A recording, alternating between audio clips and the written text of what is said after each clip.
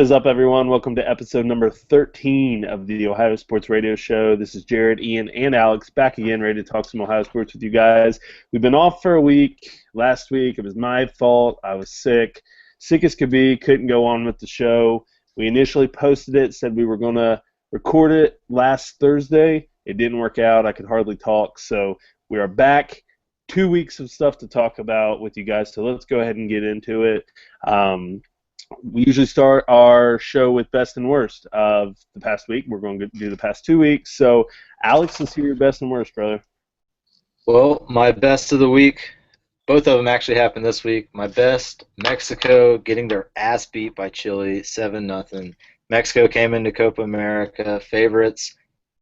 Being USA fans, you should hate Mexico with a passion, not being racist, just the soccer team. My worst of the week, 2 weeks, was U.S. national team losing to Argentina. Came in, gave way too much credit to Argentina, played scared, horrible game, lost. Didn't have a shot on goal. Terrible. No. Klinsmann, bad job by Klinsmann. And, yeah, I mean, just awful performance. But it was cool to see Messi play. I think they were kind of mesmerized. Ian, let's hear your best and worst of this past 2 weeks, man. My best is Cody Reed's MLB debut on Saturday against the Astros. Reed went 7 innings, giving up just 6 hits, 4 earned runs, which came on a pair of 2-run home runs. Other than those 2 pitches that he gave up for home runs, he pitched a damn good game. He struck out 9 in his debut, and now that Reed has made his debut, all 3 pitchers that the Reds received in that Johnny Cueto deal last July to the Royals are in the Reds rotation, so that's kind of unheard of. My worst of the week, super excited that the Cavaliers are now NBA champions, but LeBron's ugly cry was brutal, and I think it's going to replace the crying Jordan meme at some point. Nah, I don't think so. The crying Jordan meme is legendary, and the problem with it is if you try to oppose the crying Jordan meme, you get crying Jordan memed. So it's a never-ending circle. I don't think it'll ever die. But yeah, it was ugly. We'll talk more about the Cavs later. My best of the week, my Pittsburgh Penguins lifted the Stanley Cup after a grueling season, fighting to get into the playoffs, coaching change in the middle of the season. They fought back, finished second in the East, rolled in the playoffs with their main goalie out. Matt Murray, a young 20-year-old rookie, comes in and absolutely shuts it down. Penguins all around were just a fantastic team. This was one of the funnest times I've seen one of my teams win a championship. I've been lucky to see some of them win. It's people always dog me for being a Penguins fan, but the Blue Jackets didn't come into the league until I was a teenager. So I was really into Mario Lemieux, stuck with the Penguins ever since, and I've been a diehard fan since I was young. But it was cool. Earlier in the season, my fiance got me tickets. Actually got to go see him play. We're going to go see him lift the banner in October. Got her. I mean, she loves hockey. Got my mother and father-in-law into it, who weren't before.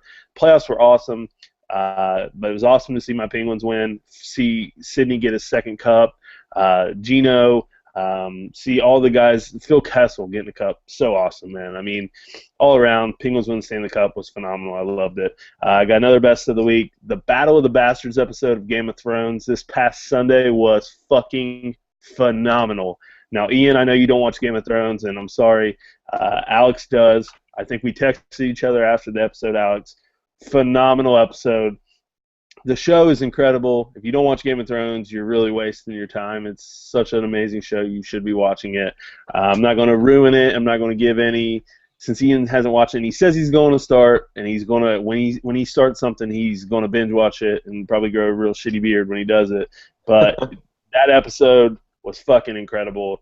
And, I mean, in a show where you want something to go right and it always goes wrong, it fucking went right, that episode. So it was awesome. We were texting each other, Alex, after the episode. It could have been the series finale. It was that good. But awesome episode. I'm excited for this Sunday's. My worst of the week, a video that came out actually on Thursday this week, a Cavs fan eating horse shit during the parade. Literally some Cavs fan, I don't know what the hell was going on, comes back, a police officer's horse shit in the road. A Cavs fan picked up a piece of shit, ate it, chewed it, spit it out, and then put the rest of it in his mouth, and everyone started cheering for him. So, real quick, Ian, super happy for you, man. And as a Cavs fan, I'm not a Cavs fan, but I'm happy for all Cleveland fans. You guys have been loyal to your teams, and congrats on getting a championship. But all that fighting, coming back from 3-1 down, winning a championship, just lifting all that burden off the city, and you got some guy eating shit, taking you back into the dark ages. That's an absolute L. The whole city of Cleveland should get crying Jordan memes for this. Absolute L. You guys should have to give the trophy back after that. Absolute just savage move. Terrible, awful. We'll talk more about the Cavs and the shit eater later.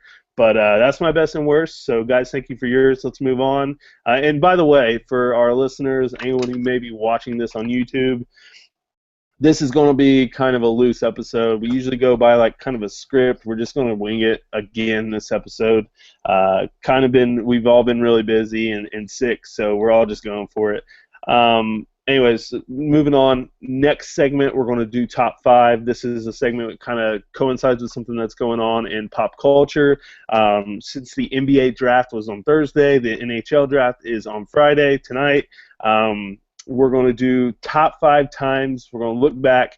Top 5 times our teams fucked up in the draft. Now, we each were assigned a team. Ian has his Browns. I have my Bengals. And Alex has the Reds.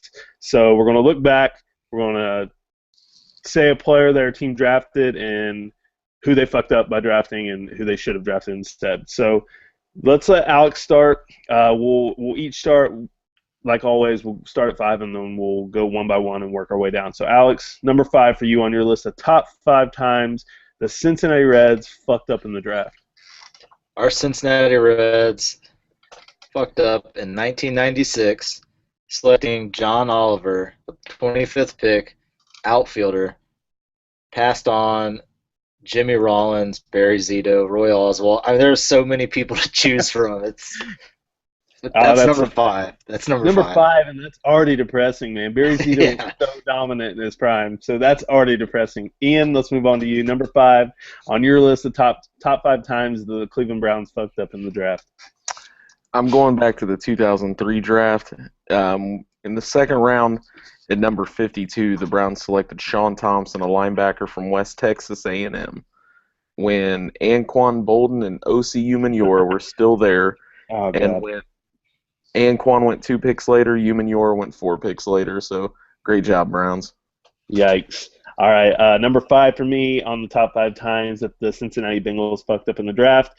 2002 draft, the Bengals selected offensive tackle Levi Jones out of Arizona State with the number 10 pick. The very next pick, the Indianapolis Colts selected Dwight Freeney. Yeah, pretty big fuck up with that one. Freeney is going to be a Hall of Famer. He's one of the best defensive players to play in the league in the past decade. So pretty big fuck up by the Bengals. Let's move on. Alex, number 4 for you, Alex, on your list of top 5 times the Cincinnati Reds fucked up in the draft. Number 4, 2000 draft, we selected David Espinoza with the number 23 pick. He was a shortstop.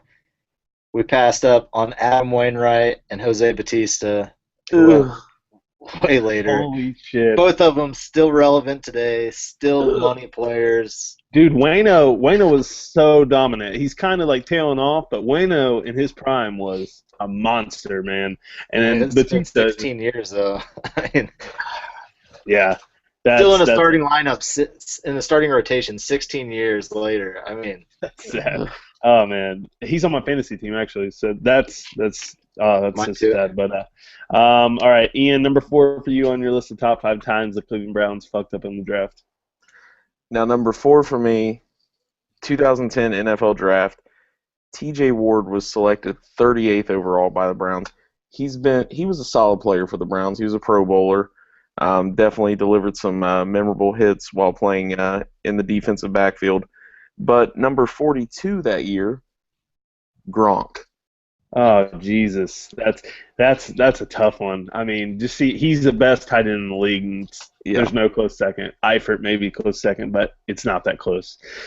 Jesus. All right, moving on. Number 4 for me on my list of top 5 times the Cincinnati Bengals fucked up in the draft. 2001 draft, the Bengals picked with the number 4 pick, defensive end Justin Smith out of Missouri. Now, Justin Smith was a beast for the Bengals. He moved on, had a great career with San Francisco, Pro Bowler. He's a good player. I don't know if he's a Hall of Famer, but he's a good player nonetheless. The very next pick, pick number 5, the San Diego Chargers selected a Hall of Fame running back by the name of LaDainian Tomlinson. Yeah, that's a rough one right there because he was a fucking beast. Oh my gosh. How could you imagine the visor with the Bengal stripes? That would have been so sick. Would have been sick. But live and learn. That's the Cincinnati Bengals way. Moving on. Number 3, Alex, on your list of top 5 times the Cincinnati Reds fucked up in the draft. The Reds fucked up in '99, selecting left-handed pitcher Ty Howington. Never threw a single pitch in the majors. Not a single pitch was thrown. We passed up on current player Brandon Phillips, which, I mean, we got him later. But the one we missed out on, Albert Pujols. Oh, Jesus. One of the most dominant bats in the history of baseball. Oh, my gosh. All right. I want to say Pujols didn't go to like the 26th round that year, too. Oh, yeah, he went super late. So we missed on him multiple times. That's awful. Ian, all right, we on number 3, right? Yep. Number three for you on your list of top 5 times the Cleveland Browns fucked up in the draft. 2005 NFL Draft, and number 3, the Browns selected Braylon Edwards. At 24, the Green Bay Packers selected Aaron Rodgers. Yeah, that'll show up later on my list as well. It still haunts me to this day. Pretty rough one there. Number 3 for me on my list of top 5 times the Cincinnati Bengals fucked up in the draft. 1998 draft, the Bengals selected Takeo Spikes with the number 13th pick, and they also had another pick in that draft. They picked number 17 pick. They picked Brian Simmons. Now, Takeo Spikes was a pretty good player for the Bengals. However, pick number 21, the Minnesota Vikings took a wide receiver out of Marshall University by the name of Randy fucking Moss, and the Bengals passed on him. One of the best wide receivers in the history of the league. Anyone who says that Randy Moss isn't or doesn't include him in that, I have no respect for you. He was so dominant in his time in the league. Yeah, Bengals, he could have been in Cincinnati. It's pretty depressing. Let's move on. Number 2, Alex, for you on your list of top 5 times the Cincinnati Reds fucked up in the draft. Number 2, this hits hard. From this season alone, the 2002 draft, we took right-handed pitcher Chris Grueller. We missed on Zach Greinke, Joe Saunders, Cole Hamels, and Matt Cain. Jesus. And to top it off, he never played in the MLB either. He never even threw a pitch. God, wow, Greinke's dominating right now. Well, I mean, he probably would have left our team already with the money that he just got from the Diamondbacks. But anyways, that's depressing. Moving on, number 2 for you on your list of top 5 times the Cleveland Browns fucked up in the draft. Jared, you mentioned it earlier, the 2001 NFL Draft. At number 3, right before your Bengals, the Browns selected Gerard Warren from Florida. You mentioned LaDainian Tomlinson went 5, but number 30 was Reggie Wayne, and number 32 was Drew Brees. Yikes. Drew Brees was really undersized, though, coming out of Purdue, so that's, I mean, hindsight's 20/20, obviously, but he was super undersized. I don't think they thought he was going to be as good as he is, but, it is what it is. And he struggled, actually, in San Diego. Isn't that where he went? San Diego, he got hurt. Yep. Yeah, but that sucks. Imagine him in Cleveland slinging all those touchdowns like he has been over the past few years. Shame. Number 2 for me on my list of top 5 times the Cincinnati Bengals fucked up in the draft. 1999 NFL Draft, the Bengals took notorious bust, probably the biggest bust in the history of the NFL if you don't count Kajana Carter. Quarterback Akili Smith out of Oregon with the number 3 pick. Very next pick, the Indianapolis Colts took, with the number 4th pick, like I was saying, running back Edgerrin James. Number 6 pick, Torrey Holt to the Saints. Number 7 pick, Champ Bailey to the Redskins. And number 16 pick, Javon Curse to the Titans. That's probably three are guaranteed Hall of Famers. 3, I don't know if Edgerrin James, he's like maybe borderline Hall of Famer. Champ Bailey's guaranteed, Torrey Holt's guaranteed, and Javon Curse is guaranteed Hall of Famer. and we took fucking Akili Smith. So, and Akili Smith held out, by the way. He didn't go to training camp. He held out. He played one season pretty much with the Bengals as a starter, and he was fucking terrible. Yeah, they got rid of him after 3 seasons. So, good job, Mike Brown. All right, moving on. Our final pick, number 1, Alex, on the top 5 times the Cincinnati Reds fucked up in the draft. Number 1, 1992. Reds selected with the number 5 pick, Chad Motola. We passed on the captain, Derek Jeter. He went the very next pick. He went 6. So. I saw an interview with Derek Jeter, and he said going into that draft, he had his agent looking for places in Cincinnati. He's like, I'm going there. I know I am. Cincinnati told him, we're taking you. If you're on the board here, we're going to take you. He had his agent looking for places when he was fully expecting to be drafted by the Reds, and they fucking took the hometown kid. Wasn't he that kid they drafted from Cincinnati? Yeah, he was. Anyways. It was a hard story to read. Anyways, fucked up. Passing on Derek Jeter. Unreal. We had Barry Larkin at the time, but it is what it is. Moving on, Ian, number 1 on your list of top 5 times the Cleveland Browns fucked up in the draft. The 2000 NFL Draft. With the number 1 pick overall, the Browns select defensive end Courtney Brown out of Penn State. Number 9, Brian Urlacher. But the crown jewel in that draft, pick number 199, Mr. Tom Brady to the New England Patriots. Yeah, that's everyone's at fault with Brady, though. I mean, his draft profile, go back and read it. It's fucked up, dude. It's fucking ridiculous. I mean, looking at him now, I don't think if he goes higher, I don't think he's the player that he is. He's got that drive in him. I mean, crazy, though. Still crazy. All right, Ian mentioned it earlier, but still number 1 for me on my list of top 5 times the Cincinnati Bengals fucked up in the draft. 2005 NFL Draft, the Bengals selected with the number 17 pick David Pollock, linebacker / defensive end out of Georgia.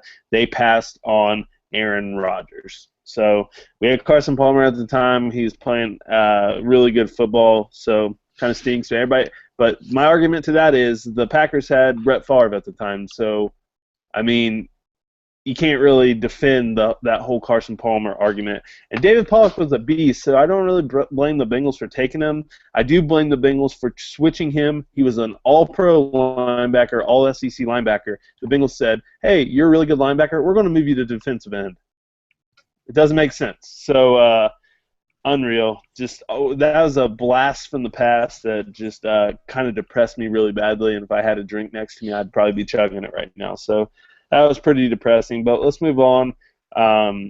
Not much going on with the Bengals right now at all. They're in OTAs, kind of a dead period in the NFL. I have literally no news on the Bengals whatsoever. I know they're working on trying to get Drake Kirkpatrick signed, trying to get Kevin Zeitler signed, maybe Andrew Whitworth. I know they've done a good job in the free agency. They re-signed Gio Bernard. I can't remember if that was in last week or 2 weeks ago. I think it was 2 weeks ago. It's been so long and I was sick. Had an absolute noodle brain. So nothing going on with the Bengals. Anything going on with the Browns? Not one bit. I just think everybody showed up to that parade for the Cavaliers, and everybody's just kind of lying low. I did see where Johnny Manziel down in Texas, he called in a hit and run and he reported it. So it's nice that he's reporting stuff and he's not involved in it. But nonetheless. Yeah, hopefully he can get his life together. I mean, he's a complete, absolute fuck up. One thing that I saw that was pretty fucking funny with the Browns, I actually saw it on Twitter. Someone posted a picture. It was like an editor or some shit from Cleveland. When the Cavs won the championship, they made this picture, and it was all the players together, and it said like 2016 NBA champions, and they watermarked it, right?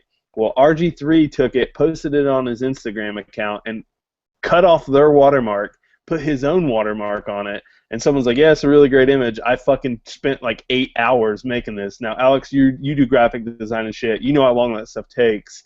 Yeah. Imagine someone taking your work like that if you spent so much time on it and taking credit for it themselves. Well, RG3 got called out, so pretty funny to see a professional athlete in the negative spotlight like that. It's something stupid, obviously, but it is pretty funny. RG3's a really, really, really fucking weird social media guy. Really weird. Like, he's kind of like LeBron. LeBron is a phenomenal player. RG3's not. I'm not going to put him in that category. But LeBron's a phenomenal player. We've talked about it on the show. Kind of a weird guy, LeBron is. But, yeah, nothing going on with the Bengals and Browns right now. It's fucking dead in the NFL. So I can't wait for football to start back up. It's my favorite time of year. But, yeah, nothing going on right now. So let's move on. Let's talk some baseball. The Cincinnati Reds they're playing good baseball at 500 in the month of June. So they're playing good baseball right now. You guys got anything on the Reds? I honestly haven't had time to watch a game. I feel really shitty. I'm sick. I've been working. It's been a nightmare for me. So, Alex, you got anything on the Reds? When I was listening to the game on 700 yesterday, they were saying that Stevenson down and Louisville has been throwing like shit. I know everybody's been wanting him to come up. He was supposed to come up earlier in June.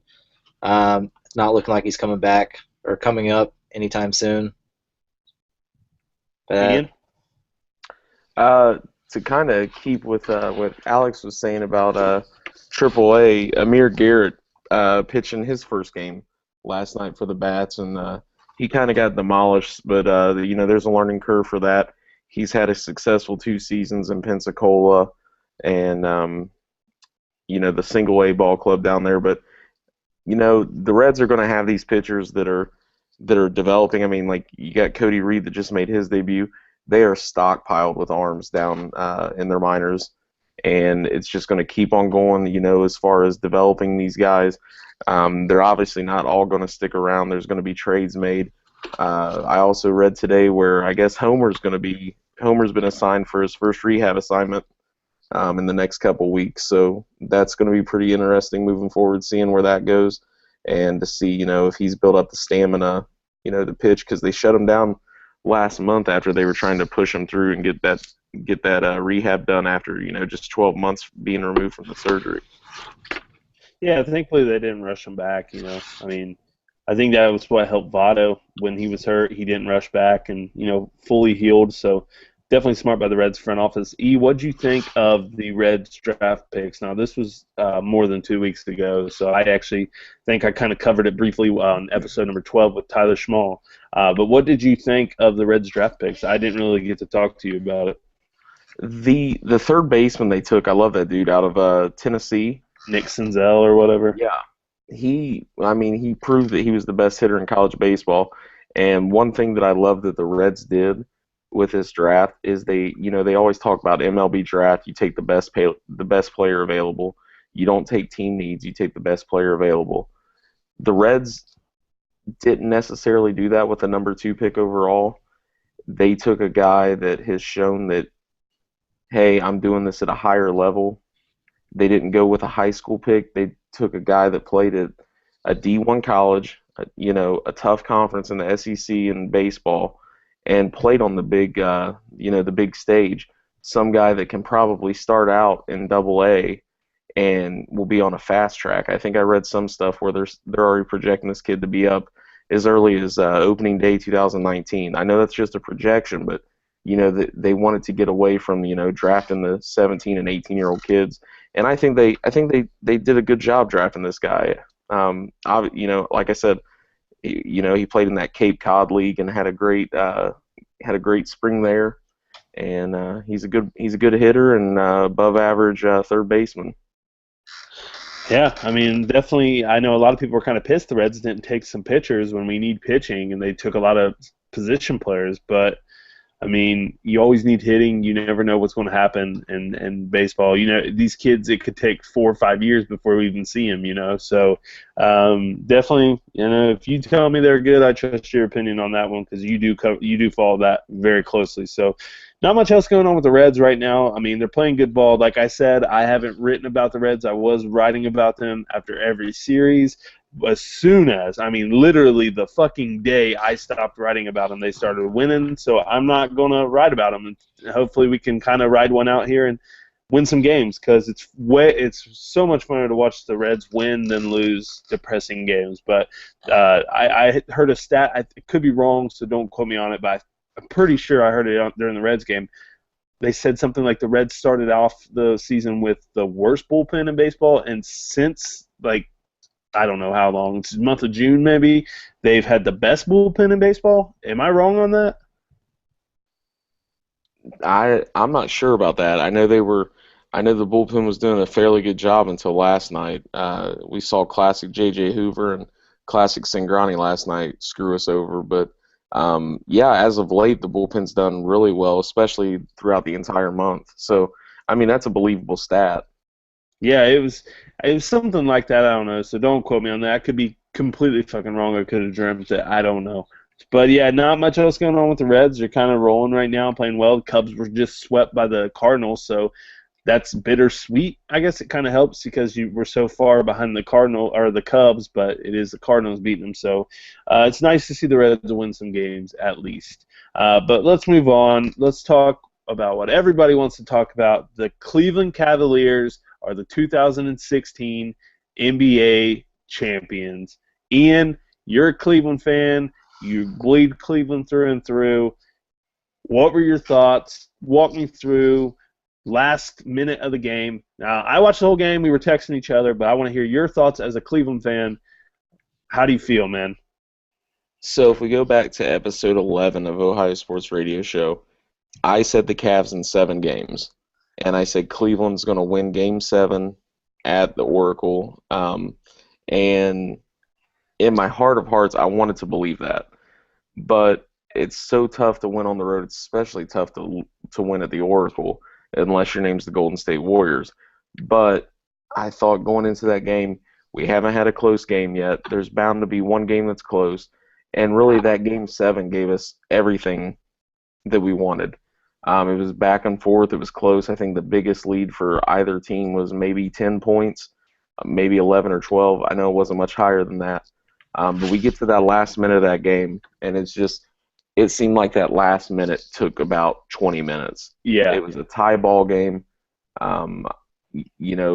Kyrie's got the ball, Steph on him, and Kyrie has played damn good in the finals. He played a hell of a series, and he takes that shot over Curry, and Cleveland had been absolutely putrid from the three-point line all game, and he drains that three over Curry, and I just erupted. Couldn't believe it. And then I'm like, all right, got to settle down, big guy. Still got the rest of this game. Still got the rest of this minute. And, fortunately they were able to hold on, but that last minute was incredible. The LeBron block at the other end. I was going to say, that Kyrie shot was so hard. He was turned to his right, shooting across his body. He was deep. I mean, he was from far out. He kind of forced it. The shot clock was low. That shot was fucking nails, man. I mean, ice water he drained that shot too. And Kyrie played so well that series that it kind of got lost in the shuffle because of how well LeBron played that last minute for LeBron, because right before that, LeBron hit a huge 3-2 to tie the game. The momentum was shifting. LeBron chased down and blocked Andre Iguodala. That block was unbelievable, by the way.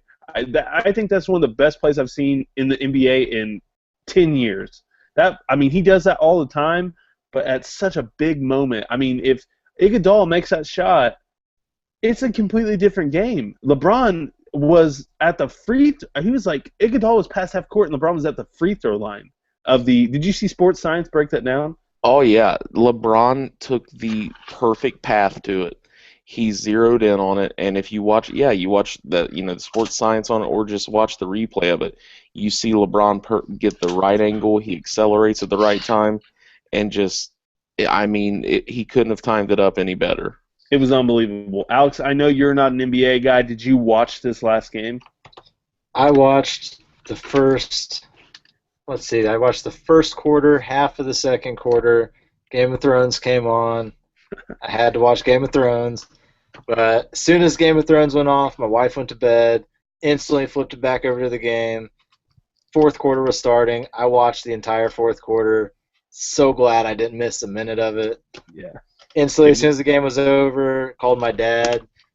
He only watched the last 3 minutes of the game because he forgot it was on because I guess that's what you do when you're old. You talk about watching the game, and then you forget about it. My dad just falls asleep before the game comes on, and they'll be like, "Oh, it was the best game of the century." Yeah, I fell asleep. I didn't see it. I'll just catch it on SportsCenter. Yeah, dude, it was a fucking just such a good game. And honestly, I'm happy for the city of Cleveland. I really am. You guys deserve that. If LeBron dunks that ball over Draymond Green at the end of the game, the city of Cleveland blows up into a black hole. Like I'm pretty positive that happens because he was so close to just ending Draymond Green's career with that dunk. That dunk would have been the best play in the history of the NBA Finals if he makes that. I mean, unreal performance by LeBron. He had triple-double in the final game. Kyrie had 26 points. Kevin Love, for as much shit as Kevin Love caught this whole season, he locked up Steph Curry on that last possession, dude. Oh, my God. That was unbelievable Perfect. defense. Perfect. He earned his contract. He earned his contract on that one possession by D'ing up Steph that well. And I think he had 14 rebounds that game too, which was huge. Yeah. Like I said, going into that, Golden State, you can't give them second chance shots. I said Cavs in 6. I'm happy they won it. 7 games was remarkable, dude. It was unbelievable. Go ahead with your thought, E. Sorry. I do want to go back on one thing. I had sent Jared that picture that has everything, that's happened to the city of Cleveland. It says the catch, 1954, the drive, the fumble, the shot, the move, the slip, the sweep, the decision. The horse shit. The years next to it. And it's got the lines through it. And then the last one says the win, 2016. When LeBron fell after that dunk attempt, and he landed on his wrist, all I could think of was the wrist, 2016. I thought he was going to get up, miss both free throws. Golden State goes down, ties it, overtime. I'm like, this is how it's going to work out. This is how it's going to work because this is Cleveland. But thankfully that wasn't the case. LeBron was able to rattle home the second one. But it was nice. It was definitely nice. He kind of sold that. I think he kind of sold that. I think he wanted a little drama there. He was kind of catching his breath. I mean, dude, he was exhausted, and he ran down that block. I think he was kind of just catching his breath a little bit, kind of trying to compose himself. He sold that a little bit more than he should have. It was unbelievable, and it was unbelievable when someone like Alex, who doesn't really follow the NBA, a lot of people were just like, wow. I mean, it was unreal. That last quarter, the whole game was just phenomenal. The series was great. Just an unreal series. I'm not a Cleveland fan. I could fucking care less. But I'm happy for UE. I'm happy for the people I know who are diehard Cleveland fans, and the city deserved a championship after so long. I like LeBron. I like Kevin Love. I like Kyrie Irving. So, like I said, Golden State drove me fucking nuts all year. I was sick of hearing about Steph Curry and Klay Thompson and all of them. I could fucking care less. Draymond Green drove me nuts, and I think he drove everyone else nuts. Aisha Curry drove everyone nuts. It was just a really, really weird. The internet killed the Currys, by the way, after those games. I mean, they rest in peace to the Curry family because they're dead. Just an unreal series, man. I'm glad it went 7 games. I think the NBA had a little part in that. But it was awesome, man. Just an unreal series. Happy for LeBron. Happy for the city of Cleveland. I think the turning point of that series for me happened off the court when going into after Game 4. After Game 4, LeBron was in his post-game press conference, and they said that Klay called him a baby. Do you remember that? Yeah. You could just see in his eyes, like he was kind of like, I don't know what to say right now, but when I get on this fucking court next time, I'm going to kill these dudes. And he came out, dropped 41 on them. Game 6, 41 again. And then Game 7, or was it 41 back-to-back? It was like 40 and 41. It was 41 back-to-back, yeah. Okay, so 41 back-to-back. Kyrie dropped 41 too. Yep. And then Game 7, triple-double. I mean, you could just tell in his eyes. It was kind of like, I'm a Dallas fan, so the year that Dirk had the flu going into like Game 5 or whatever, I think it's the same scenario. And LeBron and D Wade were laughing and coughing and making fun of Dirk, and then Dirk came out and dropped like 40 on him. It's kind of like that. Like when you give those star players that momentum and that just motivation, dude. LeBron, you could just see in his face, like, I'm gonna kill these dudes next time I get on this court. So I'm happy for them. I'm happy for Kevin Love. And another thing, one of the best celebrations I've ever seen, Kevin Love with the Stone Cold Steve Austin 316 shirt, just shotgunning beers, dude. Just slam. He had like 5 beers in his hand, just ripping through beers. So that was freaking awesome, dude. And then J.R. Smith, I don't think he's put a shirt on yet. It's been crazy, man. Did you see the pictures of Dellavedova? He went to like Cedar Point by himself just to celebrate. He was like riding roller coasters by himself. They said he invited the team over for beer pong with Corona and cans and PBR, and that's what they were playing beer pong in, like his apartment in Cleveland. He's just like a normal guy, man. So Obama actually came out and said something about JR not wearing a shirt today. Yeah, I saw that. That if he was still president, when the Cavs come in to present him with the jersey, that he would make sure that JR has the shirt. He has to wear a shirt. Yeah, it was awesome, man. It was so cool. And any LeBron haters out there, you're done. You can't talk about him anymore. You can say what you want off the court. He's a weird guy. He's really weird on like Twitter and shit. That's fine. On the court, he's in the same breath as Jordan, in my opinion. I mean, yes, Jordan has 6 championships. LeBron only has 3, but LeBron brought a fucking championship to Cleveland, Ohio, a shit stain on the sports landmarks. No offense, Ian. And I love my Cleveland people. Everyone knows that. But LeBron James brought a championship. Down 3-1, the first team to ever come back from that, by the way. Unbelievable. I mean, you can't say anything bad about him. And this is a kid. LeBron has been in the limelight since he was a freshman in high school, and everybody's like, he's the next Jordan. Yeah, he's proved everything they've said about him. He's lived up to all the hype. He's done everything. Yes, he had to leave to get a championship, but he was young. He's a young kid, came back, and he filled his promise. I mean, he's up there with Jordan, in my opinion. Oh, yeah, no doubt. I think, don't get me wrong, being a Cleveland fan, I was so upset with the decision. It really, as any fan would be, I said a lot of things that, was at the moment, called him a lot of names, but he had to do that to grow as a player. And for him to go do that, to go do it in Miami, and then come back to Cleveland, come back home, I knew he was going to come back home. I knew he was going to go do his thing, but this was the last thing on LeBron's to-do list. Right, everything else, it's just going to be bonus. If they win again, it's going to be bonus. LeBron came back. He made a promise. He fulfilled that promise. And I think the Cavs just continue to win from here on out because they've got the monkey off their back, and they've proven they can do it, and they've exposed the Warriors. I mean, that's the first time we've seen the Warriors exposed like that. Yeah, let's go into the off season. LeBron's going to opt out. Everyone knows that, but he's going to just restructure, help him bring in players. I don't think he leaves Cleveland. Not at all. If he leaves Cleveland, it ruins his career. He's done it once. They forgave him. If he leaves again, even though Cleveland fans can't say shit if he leaves again, he fulfilled his promise to you. If he wants to go to L.A. or wherever, that's on him. But I think as his legacy, I think people like LeBron now. They hated him during the decision. Now they kind of like him. So if he leaves again, his legacy's over. I mean, say what you want about championships, it's over if he leaves again. No, I totally agree. I've said that he consistently is, if he opts out again and he leaves, it's going to be brutal. The fans will never welcome him back. But Jared, like you said, he fulfilled his promise. He's off the schneid for this now.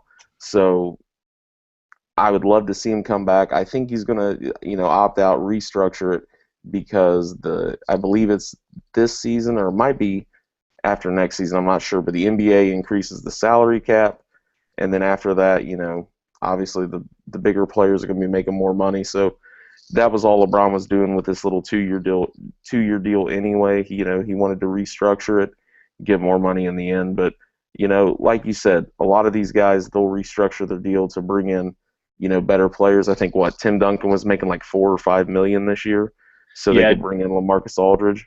Yeah, ESPN just said the other day Dirk's opting out, and everybody's like, "Oh, where will he go?" Golden State showed interest. He's never leaving Dallas. They're going to have a statue of Dirk outside American Airlines Arena when he retires. He's the best player in the history of that franchise. So LeBron, he's not going anywhere.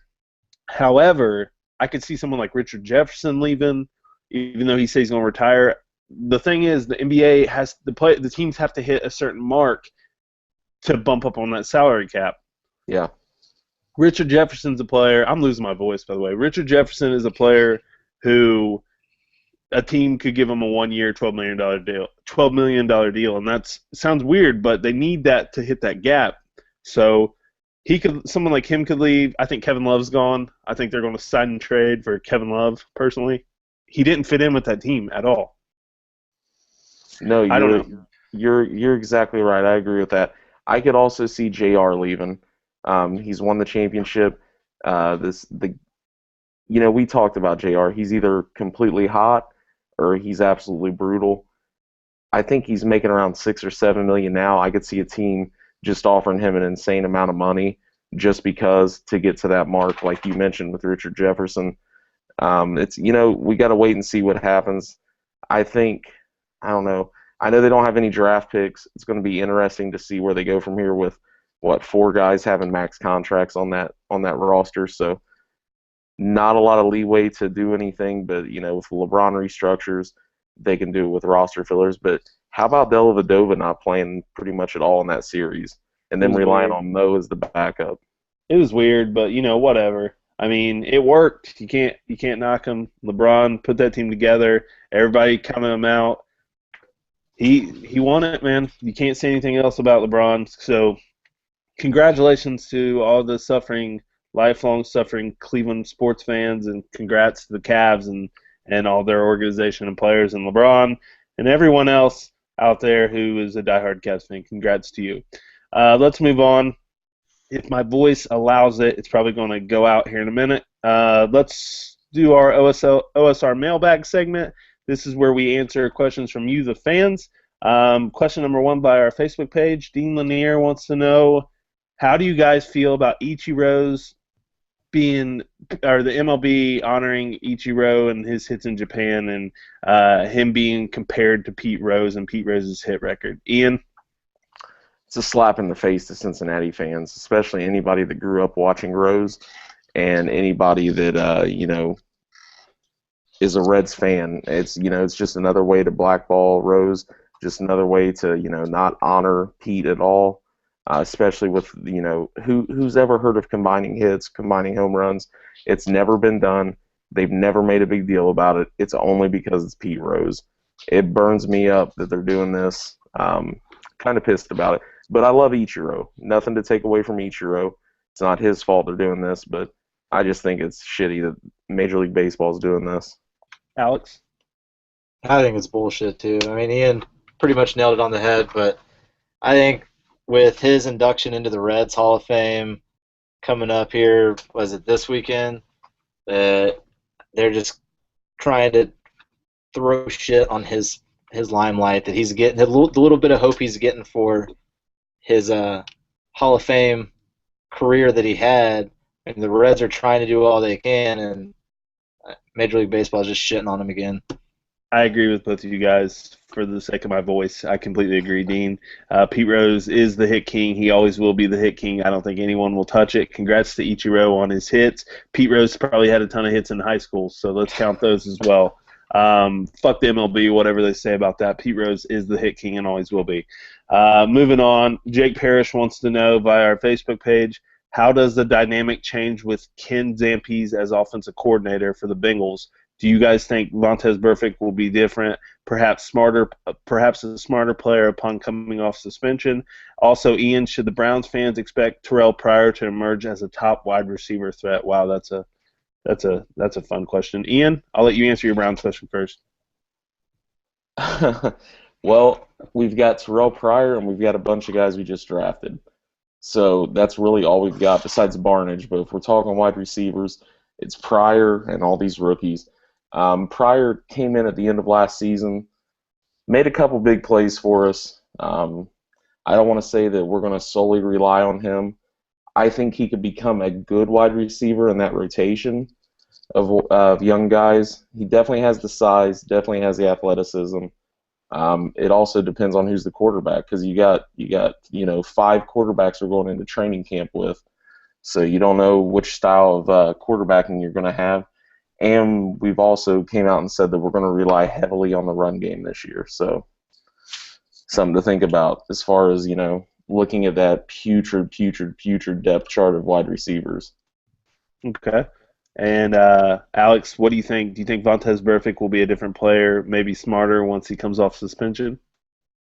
No, Burfict's perfect. I mean, maybe in 2 more years he'll start to calm down, but Burfict's going to do his own thing. He's going to tackle with his head down, break his neck. He's going to try to fight everybody. That's why I love him. Perfect is perfect. I 100% agree with you, Alex. He's crazy. That's why I like him. So he's a wild card, man. So I don't think he will. Jake, the second part of your question, with Ken Zampese as offensive coordinator, I don't think anything will change. He's been with the team for a long time. He's been Andy's quarterback coach for a long time. I think he'll be fine. I think it's on the players. I don't think anything's going to change. They're still going to run the same style offense, so maybe won't be as aggressive as Hugh Jackson. Hugh Jackson was, but I think he'll be a good offensive coordinator still, nonetheless. So thanks for the question, man. Dan Combs wants to know if I had Dan's question pulled up. He says he wants to know. Sorry about that. Dan wants to know. Since the Cavs won a championship, who do we think will be the next team from Ohio to win a major championship? Let's not include Ohio State because that's probably the most logical answer. So out of the major sports teams, do we think it'll be the Cavs again, Reds, Bengals, Browns, Indians? Ian? Man, that's tough. I would say as far as team makeup, it's got to be the Bengals. As far as you look at the roster and everything they have, it's got to be the Bengals. There's no other way to answer that. So I'd be surprised if it's someone else. I hope it's someone else, but I think it'd be the Bengals. Fuck's sake, I hope you're right, Ian. Alex, what about you, man? Who do you think the Bengals? Okay, I'm going to play devil's advocate. I think the Bengals better than the Browns, better than the Reds, better than the Indians. However, Cavs have LeBron James. He's the best player on earth. I'm going to say the Cavs. I think they could do it again. That's just going to be my pick. So Dan, we were allowed to say Cleveland? Yeah, I said or the Cavs again. Oh, okay. I'll go Cavs. I'm not going Bengals if the Cavs are up there. No, you said Bengals. We're going to keep your pick. So Ian says Bengals, Alex says Bengals. I'm going to say Cavs. That's on the record. That's on the record.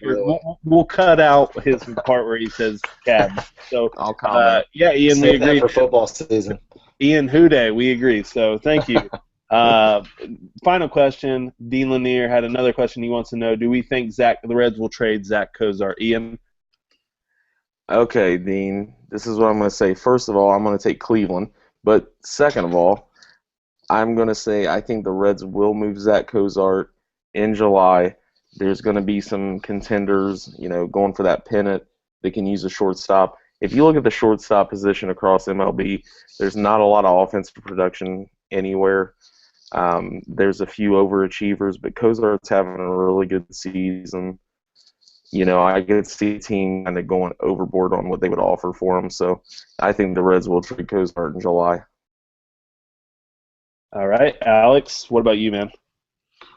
Definitely. Any team that has a player that's super hot, and they're playing like shit, people are going to come in and try to swoop them out of there. Price is right. He'll go to whoever. Yeah, I agree. I agree with you guys. So thank you, Dean. Thank you for the question. Let's move on. We do a new segment we call What's Good. It's just where we say something in our life that we're really enjoying right now. So, Alex, what's good, man? Well, Game of Thrones is always good, but what's really been good for me, Cold War Kids' latest album. I don't want to really say new. I think it's almost been a year and a half since it's been out. Hold My Home, single first. Everybody's probably heard if you've listened to any type of alt rock stations. Just a good album front to back. Yeah. First is I think it was the best song of 2015, and I don't think it's close. Like I think that's such a good song, and I still every time it comes on, I love that song. Ian, what's good, man? Completely agree with that being the best song of 2015. What's good with me? NBA draft was tonight, Thursday night. My boy Brandon Ingram from Duke going to the Lakers. You know, trying to rebuild that Lakers club after Kobe's retired. Got a lot of good young pieces. I like seeing Ingram go to LA. Hopefully, it's not going to end up being a trade. But with we've seen tonight in the draft, there's been a lot of trades. But I love seeing Ingram go to the Lakers. That's what's good with me. Awesome, awesome. What's good with me is my Pittsburgh Penguins won their fourth Stanley Cup, and I'm still on a high from that, man. It's awesome. So that was pretty awesome just to see that, and also the show Veep. If you don't have HBO, you should get it because Game of Thrones is on there. But if you're looking for something else to watch, maybe a funny show, I recommend the show Veep. It's got Julia Louis-Dreyfus on it from Elaine from Seinfeld. She plays the Vice President of the United States, and it's pretty much about her whole team and how much they fuck up left and right. And it's just a hilarious show. It's got Tony Hale, who played Buster Bluth on Arrested Development. It's got so many other great, funny people, and when you see them, you'll recognize them. It's a hilarious show about politics, but it's not really political. It's just a funny fucking show, man. If you have HBO, I highly recommend watching Veep. So that's what's good with us this week. We end our show each week with a bold prediction. So, Ian, let's hear your bold prediction for this upcoming week of sports. Tomorrow/today, Friday, there are going to be a whirlwind of trades in the NBA following tonight's NBA draft. It's already began. They're doing this whole new thing about proposed trades during the draft where they don't actually accept them until the next day. So it's a lot of selecting guys, sending the trade rights elsewhere a day later. So I think we're going to see a ton of trades on the waiver or on the transaction wire tomorrow in the NBA. And I think there could be a few big ones as well. Alex, what about you, man? My bold prediction, USA in the third place game beats the shit out of Colombia. After we've already lost to them, the very first game of the tournament, 2-0, come back. I mean, I think they're going to show up to show everybody like, oh, hey, we could have put a shot on goal against Argentina. So that's my bold prediction. USA beats Colombia 3-0. That's a Super Bowl prediction. And by the way, real quick, little side note, in the Argentina game, did you hear Landon Donovan give the hot take? In my opinion, from what I've seen, goals change games. No shit. Is he working for ESPN now? Yeah, no shit. My bold prediction is the NHL draft is Friday, today, when you're listening to this. Austin Matthews is going to be the first overall pick. He's going to go to Toronto. I think he's going to be a fucking really, really big star in the NHL. It's easy to say, number one pick, but Toronto has been a fucking awful team for 40-plus years, closing in on 50 years. They're Canada's team pretty much. There's tons of teams in Canada, but they're considered Canada's team. So Austin Matthews, man, he's a beast. If you haven't seen him, check out the NHL draft. Check out his highlights. He's an absolute beast if you're a hockey fan, and obviously he's going to go number one. But what my point is, he's going to be a superstar in the league. So yeah, that's my bold prediction. And also, bold prediction, our podcast. This podcast will be the number one most streamed podcast on iTunes this upcoming week. And for that, we need your help, the fans. So if you have not already, please subscribe to our podcast. Leave us a review, rate it, give us a 5-star rating, and leave us a review. It really helps us out. Tell your friends, family, coworkers, anyone, boss, tell them to download our podcast, subscribe to it, help us out on iTunes. You can also find it if you're an Android user on Stitcher and Google Play Music. Check out Ohio Sports Radio Show podcasts on all of those. So make sure you do that. Also follow us on Twitter at Ohio Sports Radio. Like us on Facebook, Ohio Sports Radio on Facebook. Check out our website, ohsportsradio.com. We're updating it daily with new sports stuff. If you're a writer interested in writing for any of your favorite Ohio sports teams, send us some of your work to ohiosportsradio@gmail.com. Also, check us out on YouTube. We have a YouTube channel which kind of coincides with this, which if you're watching this now, you know about our YouTube channel, so congrats. But yeah, thank you to Ian and Alex again this week. Sorry my voice kind of went out on me at the end here. Sorry we took a week off. Sucks. It was on me. I fully take the blame. I couldn't talk last week, so it is what it is. Glad to be back. Glad to be talking Ohio sports with you guys. And once again, congrats to the Cleveland Cavaliers and all their suffering fans. But they did have a guy eat shit, so you guys are probably going to have to give the Larry O'Brien trophy back. But, yeah, congratulations, Z. Good luck covering the guy who ate shit. I can't get over that. The guy ate shit, Ian. The guy ate shit. You guys should have to get that trophy back. But that's the show. That's episode number 13 of the Ohio Sports Radio Show. Thank you to everyone. Remember to subscribe, comment, like. Thank you to everyone. We will be back. We'll see you next week on the other side with episode number 14 of the Ohio Sports Radio Show.